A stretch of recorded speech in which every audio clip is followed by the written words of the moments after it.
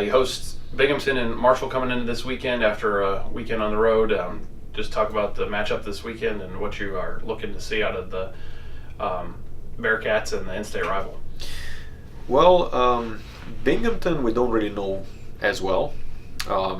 We have never competed against them, so that will be a new experience for us. And obviously Marshall we get to compete against every year, and it's one of the more spirited competitions between the two schools. So we're always looking forward to that match, as I'm sure they're looking forward to playing against us. So it's a big rivalry, and we always get a little bit extra amped up for that. So that'll be a good match on Sunday. But every team that steps up that steps out on the court against us will be ready to go. So we always treat the teams the same way. I mean, we obviously respect the teams that we play against, but at the same time, we prepare to the best of our ability for the teams that we play against. And what we're looking for going into this weekend is to find a way to bounce back from last weekend's matches. We had good competition. We had a very good learning experience on the road, and I'm looking for the team to use those lessons and apply them into matches going into this weekend. You talk about bouncing back, and obviously having the rival come up here and on Sunday. Does that help to have a rivalry match that's something that you see regularly after a tough weekend on the road?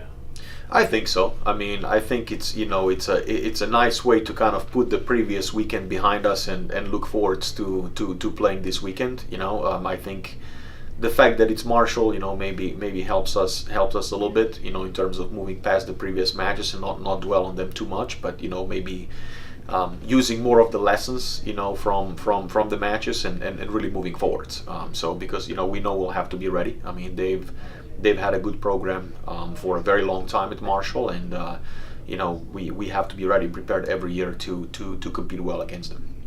You have one more weekend this weekend left before you really get into the bulk of Big 12 play. What have you learned from your team so far as you're heading into that second part of the schedule?